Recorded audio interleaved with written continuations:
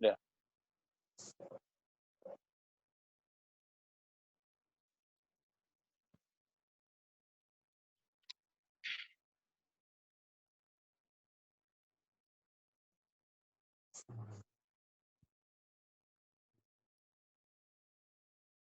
Apa nih tempat ni?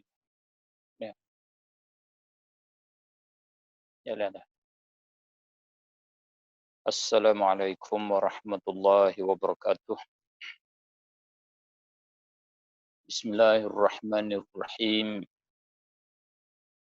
Alhamdulillahi rabbil alamin. Wassalatu wassalamu ala asyrafil anbiya'i wal mursalin. Sayyidina Muhammadin wa ala alihi wa sahbihi ajma'in. Subhanaka la ilma lana illa ma 'allamtana innaka antal alimul hakim. ولا حول ولا قوة إلا بالله العلي العظيم. ربنا اشرح لنا صدورنا ويسر لنا أمورنا. ربنا آتنا من لدنك رحمة وهيئ لنا من أمرنا رشدا. اللهم بك أمسينا وبك أصبحنا وبك نحيا وبك نموت وعليك نتوكل وإليك المصير. أمسينا وأمسى الملك لله والحمد لله رب العالمين. اللهم إنا نسألك خير هذا الليل فتحه ونصره ونوره وبركته وهداه. اللهم إنا نسألك خير هذا الليل وخير ما فيه وخير ما قبله وخير ما بعده، ونعوذ بك من شر هذا الليل وشر ما فيه وشر ما قبله وشر ما بعده. Ya Allah, kurniakanlah kepada kami kebaikan ini malam, kebaikan yang ada di dalamnya, kebaikan yang sebelumnya dan kebaikan selepasnya. Ya Allah, lindungikanlah kami daripada kejahatan ini malam, kejahatan yang ada di dalamnya, kejahatan yang sebelumnya dan kejahatan selepasnya. Ya Allah, kurniakanlah kepada kami segala kebaikan, lindungikanlah kami daripada segala kejahatan. Amin ya rabbal alamin. Alhamdulillah, sama-sama kita syukur kepada Allah Subhanahu wa taala. Terima kasih kepada Allah Subhanahu wa taala kerana Allah Subhanahu wa taala kurnia kepada kita berbagai-bagai kurniaan, berbagai-bagai kebaikan, dan Dia lindungi kita daripada segala kejahatan, segala kesusahan, khususnya Allah lindungi kita daripada wabak corona khususnya. Alhamdulillahillazi, kita syukur pada Allah yang afana, yang mengafiatkan kita mimma btala bihi kathiran minan nas, daripada bala yang Dia membalakan kebanyakan ke atas kebanyakan manusia. Mudah-mudahan Allah Subhanahu wa taala mengafiatkan kita di dunia dan di akhirat. Amin ya rabbal alamin. Terima kasih kepada ahli surau Islah khususnya yang mana sanggup terima saya sebagai seorang penyampai tazkirah dan bantu tolong kepada saya dengan bantuan yang bernilai. Saya banyak-banyak terima kasih dan saya doa mudah-mudahan Allah Subhanahu wa taala balaskan dengan balasan yang terbaik, dan Allah Subhanahu wa taala menggantikan apa yang diinfak oleh mereka-mereka yang infak. Allahumma a'tihim khalafa. Amin ya rabbal alamin. Di malam ini tajuk kita satu daripada tajuk yang hubung kait dengan apa yang kita berada padanya, iaitu kita berada di dalam keadaan berwaspada, jaga-jaga daripada wabak yang dinamakan dengan kata corona ataupun COVID-19. Ajaran di dalam agama kita hubung kait dengan keadaan begini beberapa pengajaran. Yang di antaranya hubung kait dengan akidah, iaitu kita mesti kena mengaku bagaimana yang disebut oleh Al-Quran dan yang diajar oleh penghulu kita Nabi sallallahu alaihi wasallam dengan kata kullan yusibana illa ma kataballahu lana. Itu akidah kita. Kita tak akan kena satu-satu musibah. Kita tak akan kena satu-satu bala, satu-satu wabak, satu-satu ta'un, satu-satu kesusahan illa ma kataballahu lana, melainkan musibah itu yang telah ditentu oleh Allah Subhanahu wa taala untuk tipu, untuk mengenai kita. Itu akidah kita. Di masa yang sama kita mesti mengatur dan berusaha mengatur cara untuk nak mengatasi dan berdepan dengan musibah yang ditipu. Sayyidina Umar radhiyallahu taala anhu berlaku musibah dinamakan dia bagi tahun Ramadah. Musibah dengan satu bala yang besar pada masa Sayyidina Umar pada tahun 18 Hijriah. Penyakit ta'un melanda di Hijaz, serta pula berlaku kelaparan yang besar mengambil masa yang panjang. Di dalam tarikh mengatakan satu tarikh kata 9 bulan, satu tarikh kata 6 tahun. Maka ulama yang buat kajian 9 bulan di dalam masa kesusahan yang sangat, nak selesai, nak habis ta'un, nak habis kesusahan mengambil masa 6 tahun. Macam mana Sayyidina Umar dia berdepan, dia mengatasi dengan masalah itu. Sayyidina Umar radhiyallahu taala anhu dia berdepan dengan masalah itu dengan dua cara yang besar-besar. Pertama, kembali kepada Allah Subhanahu wa taala, berdoa, bertawakal, i'timad, serah kepada Allah Subhanahu wa taala, minta Allah melepaskan, mengangkatkan bala yang tersebut. Itu satu pengajaran kepada kita. Kita pun demikianlah. Yang kedua, Sayyidina Umar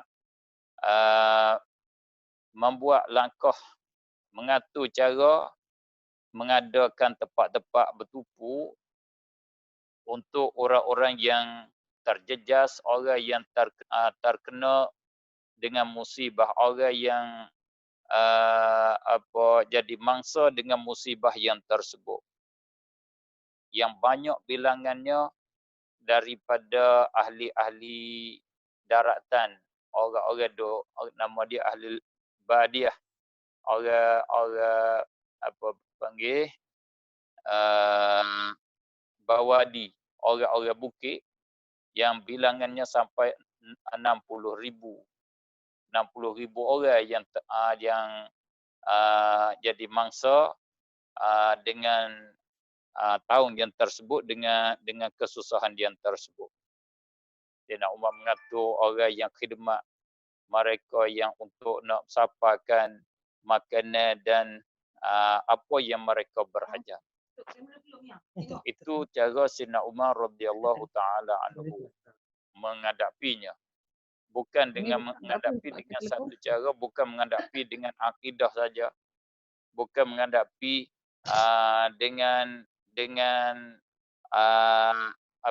luar biasa saja, dak.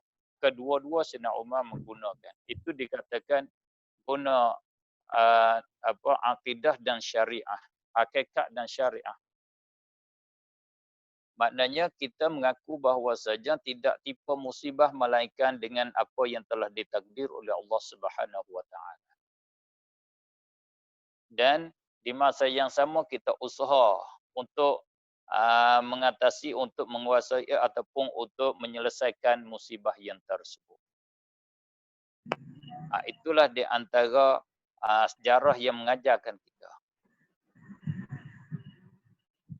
Maka kita patut tahu juga apa hikmah yang Allah Subhanahu wa taala menimpakan bala, bukan kata corona saja, setiap bala, setiap musibah itu ada di sana sebalik ada hikmah, ada rusia sebaliknya. Kita telah maklum bahwasanya semua perbuatan Allah Subhanahu wa taala tidak sia-sia, atau dengan kata lain tidak sunyi daripada hikmah. Allah tak buat satu perkara dengan batila, dengan pelesu, dengan kosong, peri, tidak ada faedah, tidak ada hikmah. Allah Subhanahu wa taala mengisyaratkan di dalam kitab suci dia Al-Quranul Karim dengan firman-Nya, zaharal fasadu fil barri wal bahri bima kasabat aydin nas liyudhiqahum ba'dalladhi 'amilu la'allahum yarji'un. Di dalam surah Ar-Rum ayat yang ke-41. Yang bermaksudnya zaharal fasadu fil barri wal bahri, berlakunya kerusakan di daratan dan di lautan. Di darat, di laut. Makna berlaku kerosakan, ulama tafsir mentafsirkan kerosakan dengan kata kemarau, kekurangan air, kekurangan hujan, banyak penyakit, banyak aubiah, banyak wabak-wabak berlaku. Berlakunya kesusahan di daratan, berlaku kesusahan di lautan. Di darat, kalau mengikut zahir, kita fahamlah di darat, di atas darat seperti yang kita duduk padanya. Di dalam laut iaitu tempat air banyak di sana. Setengah ulama tafsir seperti dalam tafsir Jami'ul Bayan fi Ta'wili Ayil Quran bagi Imam At-Tabari,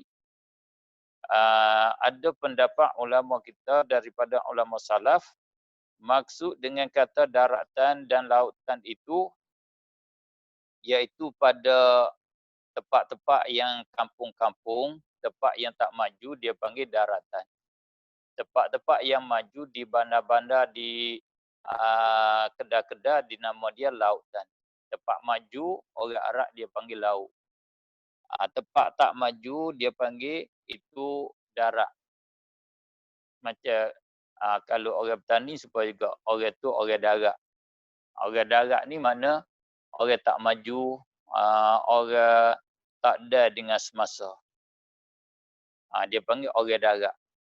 Kalau orang maju ni dia panggil orang ilir. Ilir dia, pakaian dia ilir. Orang darat ni dia pakai kain dia tu pun semacam spring, spring mutu, apa dia panggil, macam spring tu lah. Dia tak guna treka, tak guna gosok. Itu nama dia orang darat.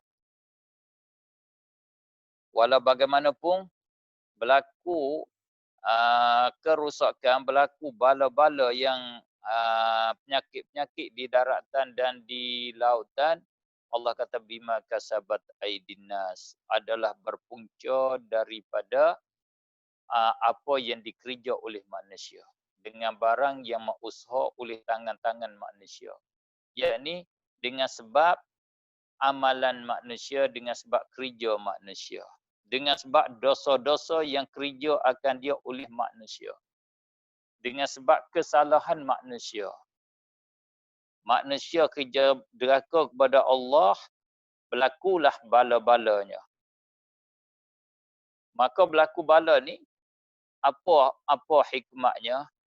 Allah kata, dia buat bala ni liyuziqahum ba'dallazi amilu. Supaya Allah nak merasakan mereka itu, supaya mereka boleh kecap.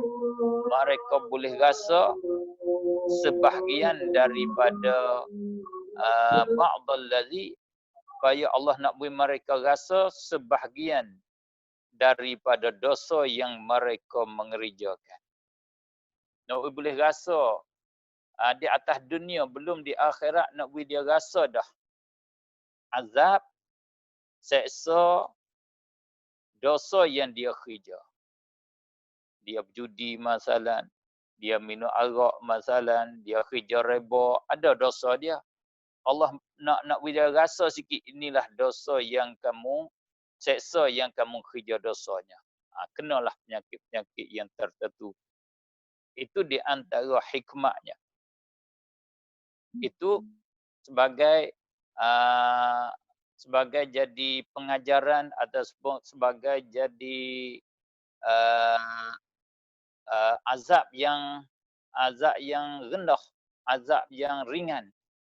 Liyuziqhum walanuziqannahum minal azabil adna dunal azabil akbar. Azab yang rendah, azab yang sikit saja. Bertujuannya hikmah, Allah kata la'allahum yarji'un. Mudah-mudahan mereka itu yarji'un, kembali kepada Allah. Bertaubat kepada Allah, membaiki keadaan sendiri. Itulah di antara hikmah, iaitu supaya manusia kembali kepada Allah Subhanahu wa taala. Oleh itu pada malam ini saya mengajakkan diri saya sendiri dan saya ajak ahli surau Ikhlas khususnya dan para penonton di Zoom kita kesemuanya, marilah kita kembali kepada Allah Subhanahu wa taala dengan kita bertaubat daripada kesalahan kita, kita islah, kita membaikikan keadaan kita, kita berzikir kepada Allah Subhanahu wa taala sebagai zikir yang banyak semampu kita. Mudah-mudahan bala ini diangkat oleh Allah Subhanahu wa taala di dalam masa yang terdekat. Ya Allah, Engkau ketahuikan keadaan kami, Engkau ketahuikan kehendak-kehendak kami, yang di antara kehendak kami berhajat kepada rahmat-Mu ya Allah, dan kami berhajat kepada Engkau angkatkan bala musibah yang kami bersusah dengan dia, yang kami menjaga dia, memelihara dia. Engkau lepaskanlah, angkatkanlah bala ini daripada kami. Amin ya rabbal alamin. Kita beri sekejap untuk laluan azan waktu Isya.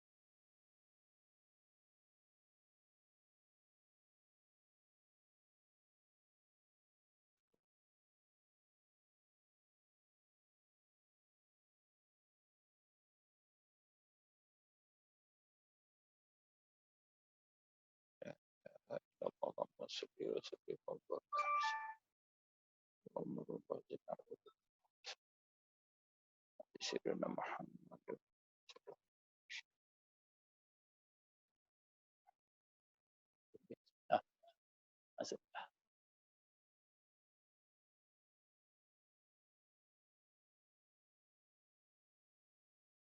Mari kita sambung sekali lagi. Mari kita sama-sama kembali kepada Allah Subhanahu wa taala.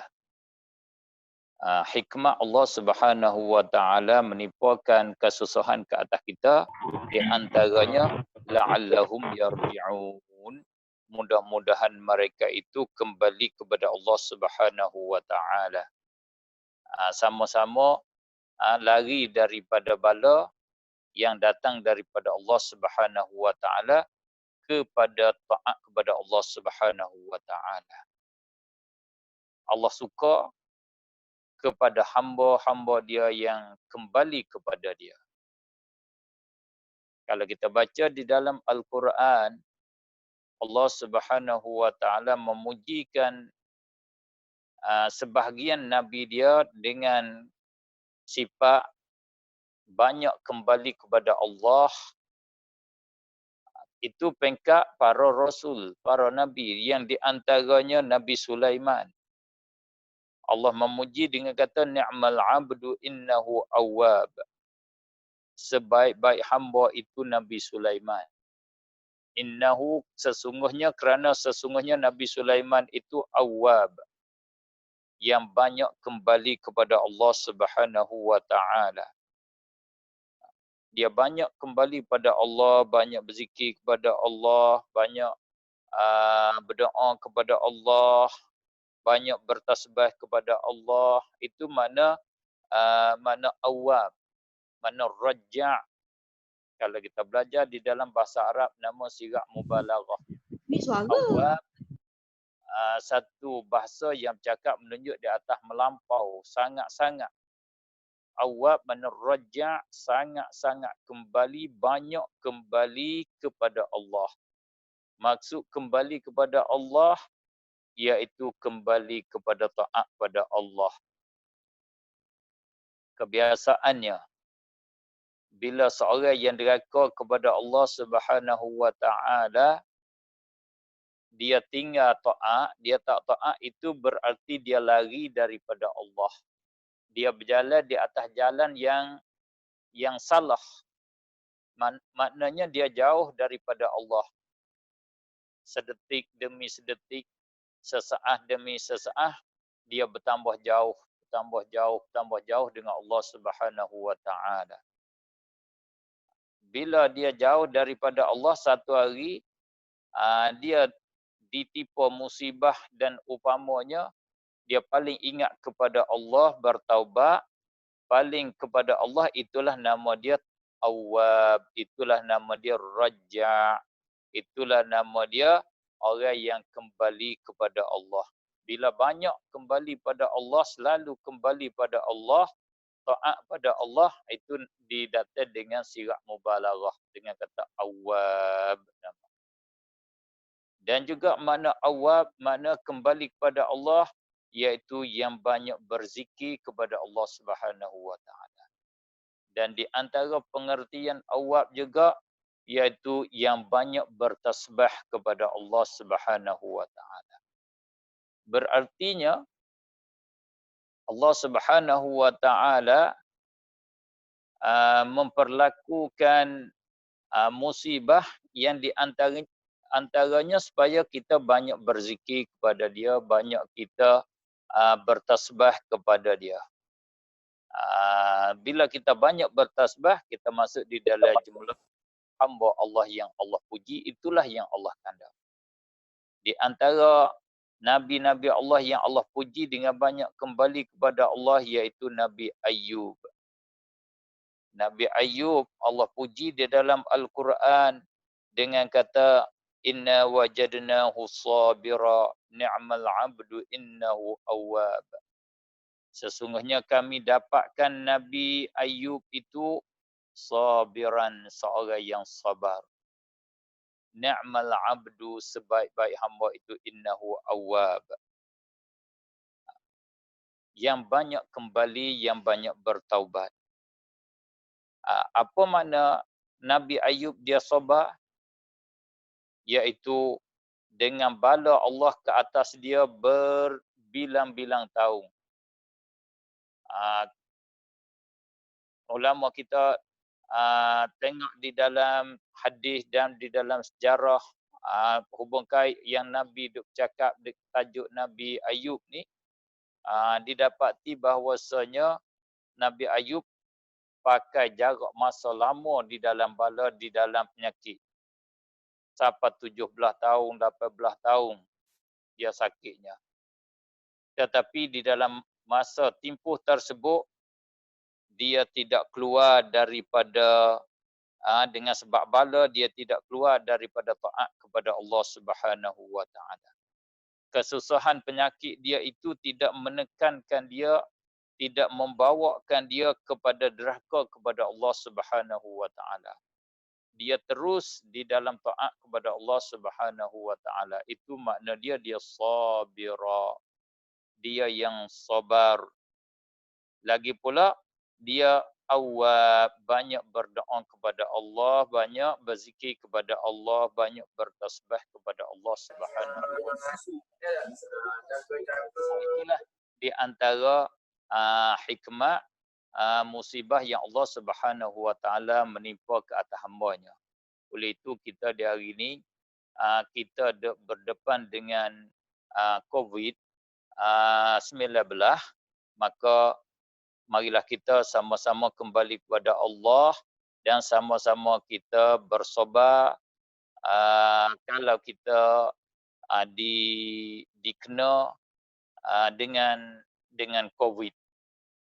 Kalau kita kena, bukan arti kita itu seorang yang hina di sisi Allah Subhanahu wa taala. Bukan arti begitu. Kerana sahabat-sahabat Nabi yang mulia, banyak orang yang kena bala dengan ta'un, mati dengan ta'un. Bahkan mereka suka dan doa supaya mereka dapat mati dengan ta'un, kerana itu satu daripada satu daripada perkara yang mulia. Siapa mati dengan ta'un dapat pahala mati syahid.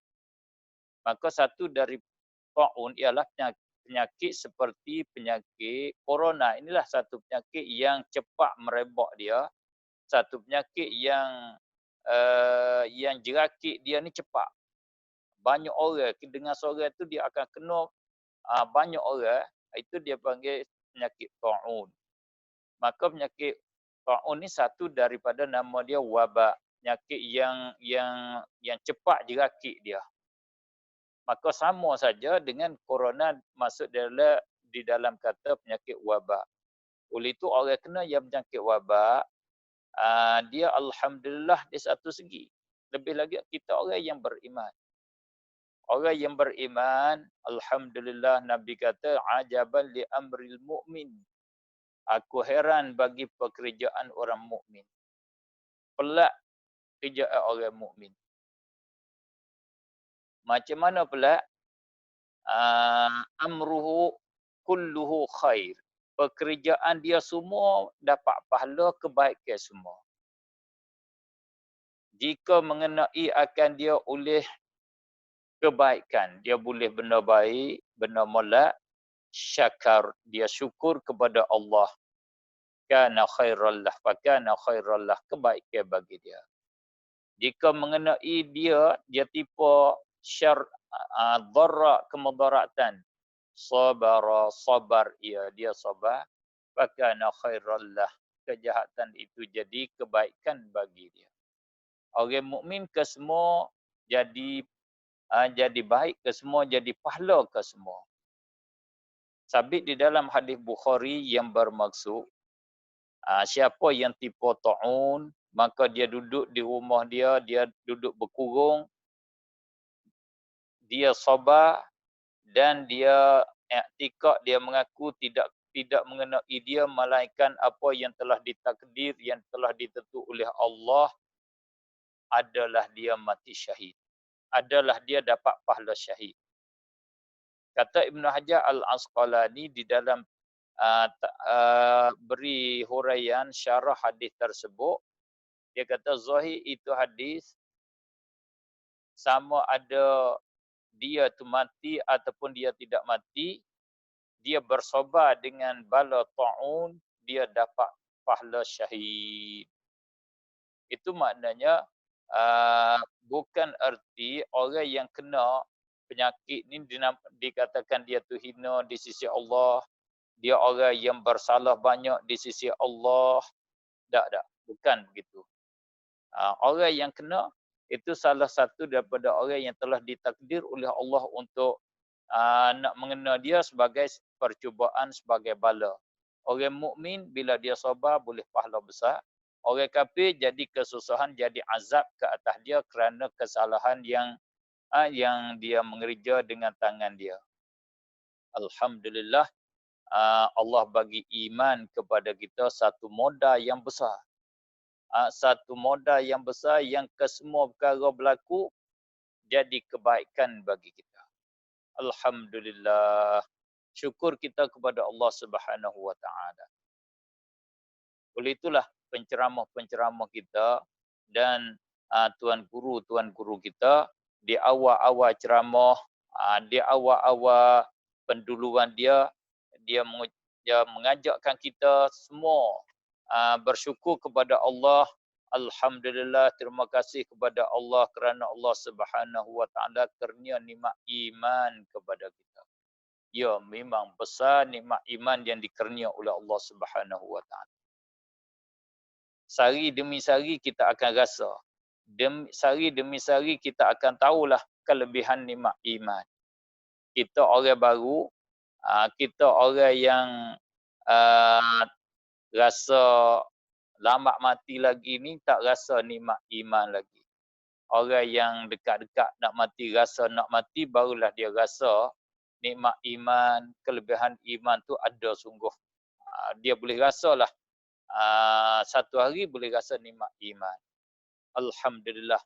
Kita boleh rasa, tak boleh rasa, hakikat dia begitulah. Hakikat iman adalah nikmat yang besar.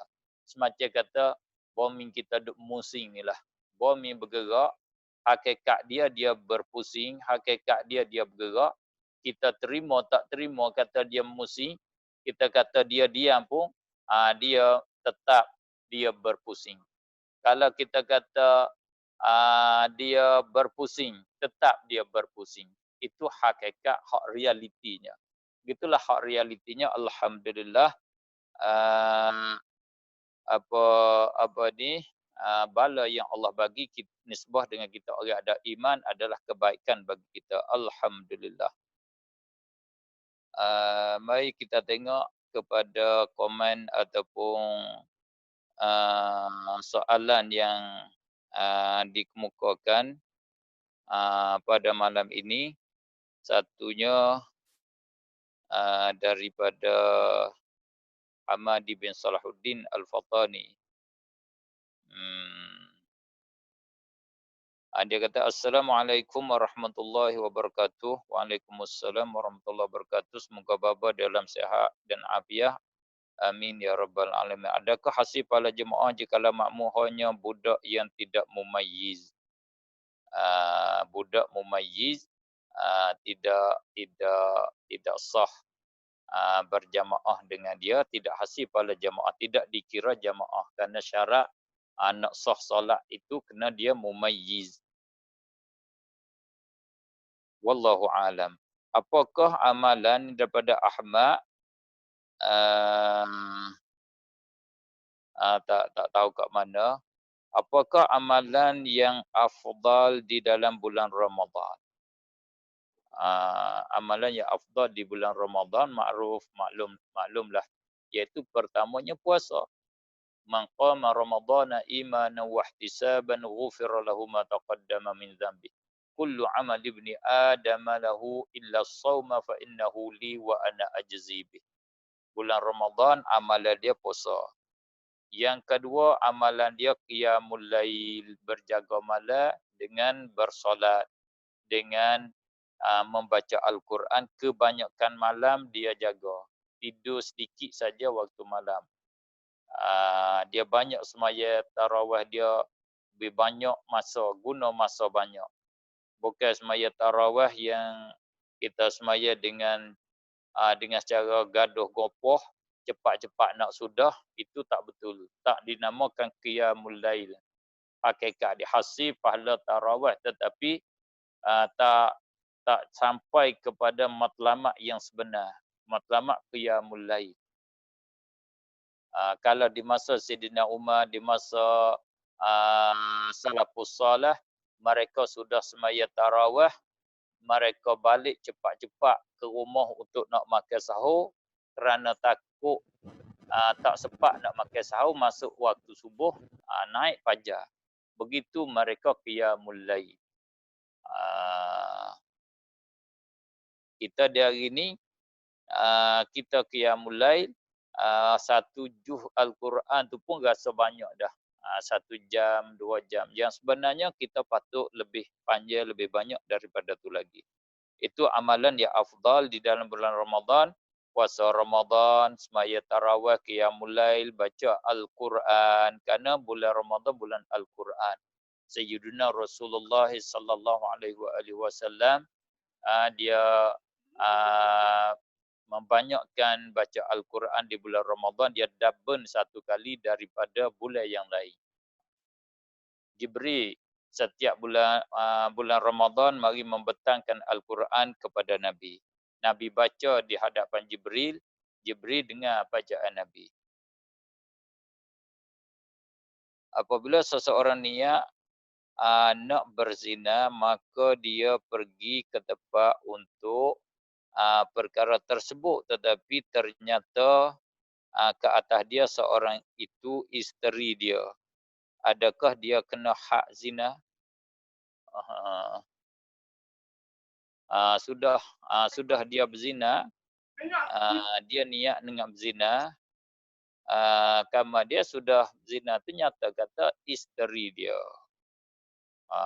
Kena buat masalah lah, kena buat rupa macam mana nyata isteri dia. Isteri dia pun niat juga pergi kat situ, masuk Facebook, dia pun masuk Facebook. Isteri dia tu tukar rupa, tukar rupa sebentar, dia pun tukar rupa sebentar. Minta Allah tukar rupa, Allah tukar rupa dia, sama-sama tak kenal. Sudah tu baru dah kembali pada rupa asal. Maka kita maklum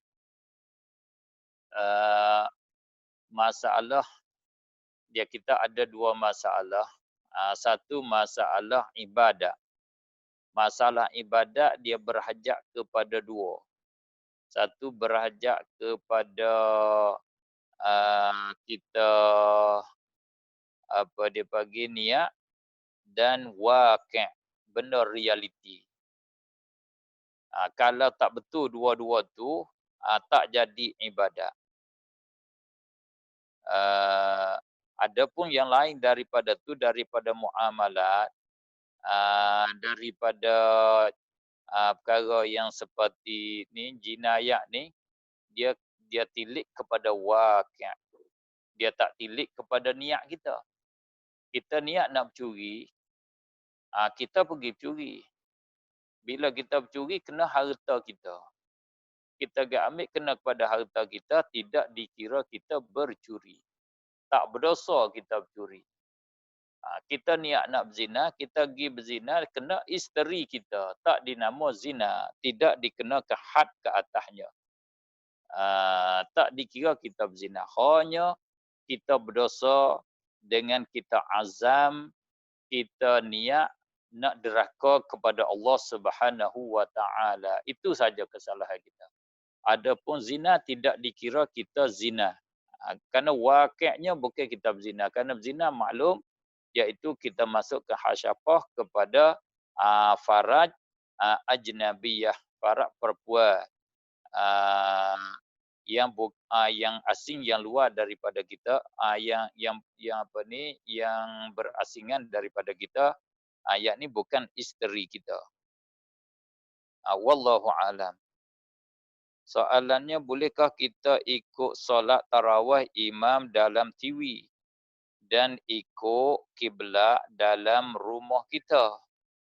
Ini satu isu yang baru, hangat-hangat dia hari ni. Dengan sebab COVID ni macam-macam keluar masalah baru-baru. Kahwin dengan cara online. Dan semaya jemaah dengan cara ikut radio, ikut TV. Perkara ni hak sungguh pun bukan baru. Sudah lama, hampir 100 tahun ataupun 70-80 tahun yang lepas, ulama sudah berbincang. Ulama Azhar bincang, ulama dunia sudah bincang masalah ni. Maka bila kita kembali kepada bincang ulama-ulama yang telah lepas, mereka dapati bahawasanya keputusannya semaya dengan ikut TV, ikut televisyen, mengikut radio di rumah tidak sah. Itu ulama dunia peringkat antarabangsa. Kalau kita kembali pada mazhab kita Syafi'i, lebih lagi lah. Kerana syarat nak berjamaah kena berhimpun iman dengan makmum pada satu tempat, dan juga syarat kita nak ikut antara kita imam dengan makmum jangan jaraknya lebih daripada 300 hasta. Maka TV ni semaya kat mana? TV semaya kat India. Tok Imam duduk kat India, Tok Imam duduk di Eropah, Tok Imam duduk di Jepun, Tok Imam duduk di Mekah, macam-macam Tok Imam semaya dalam TV. Jarak antara kita berapa ribu hasta. Kalaulah kata Tok Imam duduk di dalam negara kita sendiri, dalam kampung kita sendiri, kita duduk di rumah dengan masjid dengan Tok Imam, berapa jarak. Lagi pula, imam tu pula mungkin dia semaya di depan TV, di depan online ni, dia duduk sebelah balik belakang kita. Kita duduk depan imam. Siapa jadi Tok Imam? Kita ke dia? Maka banyak faktor-faktor sebab-sebab yang kata tak sah mengikut imam dengan cara online. Tak boleh. Ulama seolah pendapat ni sudah ijma' ulama.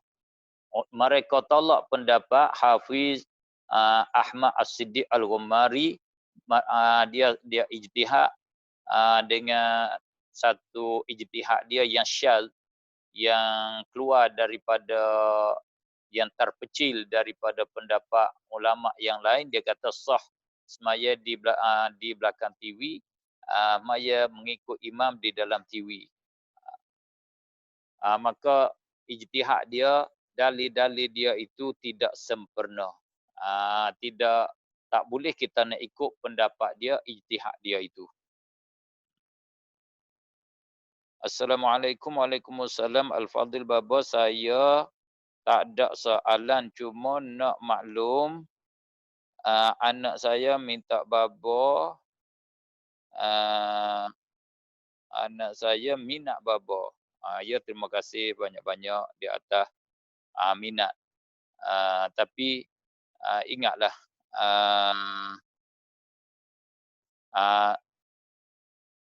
salah tetap salah, betul tetap betul.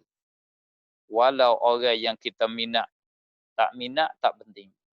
Minat, kita kasih di antara sama kita, hubbulillah, kasih kerana Allah, itu satu perkara yang besar. Itulah saya nak nasihat. Tetapi bila kata saya salah, mesti kena kata salah. Jangan mempertahankan. Kalau betul daripada siapa pun, terimalah walau lain daripada saya sekalipun. Jangan kata bila minat saya, tetap saya tidak bersalah. Yang mana salah, tentu kena komen, tentu kena membaiki. Kalau tak sempat komen baiki, tinggallah apa yang salah yang keluar daripada saya. Assalamualaikum Tuan Guru, saya nak bertanya apakah yang patut dilakukan oleh orang yang sudah berazam untuk kembali kepada Allah, tapi ia tergelincir lagi kepada hal yang membawa ia kepada dosa kepada Allah Subhanahu Wa Taala. Apakah yang ia patut lakukan? Terima kasih. Tidak ada masalah. Alhamdulillah, bila kita azam, kita sudah bertaubat, niat nak kembali kepada Allah, Allah terima. Bila kita berlaku pula kesalahan, tidak batal azam kita itu. Kita azam kembali pula kali yang kedua. Aku tak mau kerja dosa kali lagi. Ini sebagai kali yang akhir. Ya Allah, aku minta Engkau ampun kesalahan aku. Tidak masalah. Pentingnya kita azam, kita putus 100% nak kembali kepada Allah Subhanahu Wa Taala. Itu arti taubat yang sebenarnya. Maka bila kita sudah taubat, bila jatuh pula di dalam dosa kali yang kedua, tidak membatalkan taubat kita. Lebih baik daripada kita tidak berazam langsung. Tak azam langsung, dosa yang telah lepas, satu dah. Bila jatuh dosa yang kedua, jadi kita capu pula jadi 2 dosa. Bila capu pula isyak, 3 dosa. Kalau kita bertaubat, nak kembali pada Allah, dosa yang telah lepas, sudah diampun oleh Allah. Kita melakukan dosa yang baru bila satu saja. Jangan kita kata kalau aku taubat, besok aku nak kerja dosa pula. Baik nanti taubat hujung-hujung selalu. Itu Imam Ghazali rahimahullahu ta'ala kata, itu satu kesalahan yang besar. Itu jahil, itu tak betul. Sebab apa? Satunya kita tak tahu. Adakah kita yakin, kata kita boleh hidup sampai besok? Kita tak tahu. Kita nak hidup sampai bila. Boleh jadi kita mati tak sampai masa untuk kita nak kerja dosa isyak. Dan bila kita mati, belum berada sampai isyak, kita tak bertaubat. Hak lepas dah. Mana bila kita bertaubat, hak besok kira asing. Hak hari ni kira asingkan. Oleh itu, kepada saudara kita yang azam, alhamdulillah itu sudah dapat taufik dan hidayah pada Allah Subhanahu Wa Taala. Mudah-mudahan Allah Subhanahu Wa Taala taufikkan kita, tunjukkan kita kepada jalan yang betul dan menetapkan kita di atas jalan yang betul sehingga kita dapat sampai kepada rahmat dia yang sebenar, iaitu ke dalam syurga dia yang kekal abadi. Amin ya rabbal alamin. Untuk kita pada kali ini, setakat ini dulu. Apa kebaikan yang saya dapat sampaikan itu adalah taufik dan hidayah pada Allah Subhanahu Wa Taala. Apa kelemahan dan kesilapan kesalahan itu adalah daripada kelemahan yang ada pada saya, dan maaf banyak-banyak di atas segala kesilapan dan segala kelemahan. Mudah-mudahan kita jumpa lagi di sisi-sisi yang berikut. Sama-sama kita doakan. Saya harap kepada semua penonton doa supaya saya dapat kesihatan dan di dalam jagaan Allah Subhanahu Wa Taala. Minta Allah kurniakan kepada kita semua kebaikan dunia dan akhirat. Wassalamualaikum warahmatullahi taala wabarakatuh.